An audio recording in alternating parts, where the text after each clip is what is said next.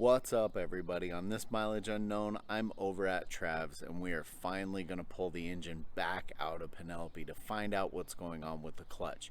Now, I probably won't record that much of the process of pulling the engine. We've done it like 50 times at this point, it seems like, and you've seen it, you know what it looks like, but this is all about what went wrong with the clutch. So stay tuned, let's find out what's going on. The engine is back out of Penelope for like the 8 millionth time.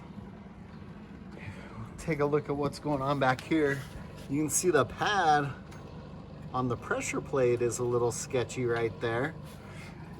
And let's go ahead and take a look inside. It looks like it's just that.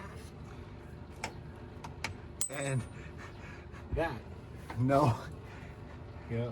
So what had actually happened on the clutch is one of the throw-out bearing arms actually broke off and just fell on the ground right there. So I've got to replace that arm. Luckily, I bought a new arm and new throw-out bearing and new just about everything under the sun and new clutch kit. So that's what we're gonna start working on now. Well, the plot thickens a little bit, so I'm not sure what failed and what caused what to do what, honestly. So we know we have the broken clutch fork arm over there, but now I'm looking at my throwout bearing, right? And this bad boy is locked up solid. So was it the throwout bearing arm causing an issue, which is causing the throwout bearing to kink or do something weird, which eventually that pressure just built up on it to where it locked up, and that was the end of that?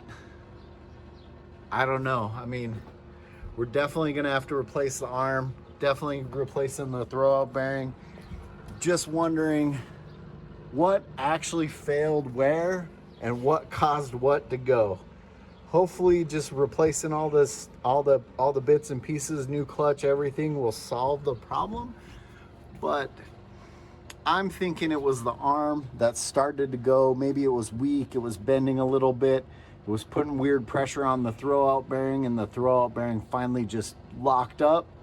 Maybe it snapped back and the arm snapped off, and that was all she wrote. So like I said, that's gonna be a real short Mileage Unknown. You didn't want to see us pull the engine again, but now we know what's going on with the clutch, which is kind of what I thought. Maybe one of the arms for the throwout bearing fork had broken off. I originally hoped it was just as simple as the cable. I wasn't that lucky. We had to pull the motor. That's what we found. Hopefully it's going to be fairly easy. Knock on whatever. Hopefully that's not the case. Yeah.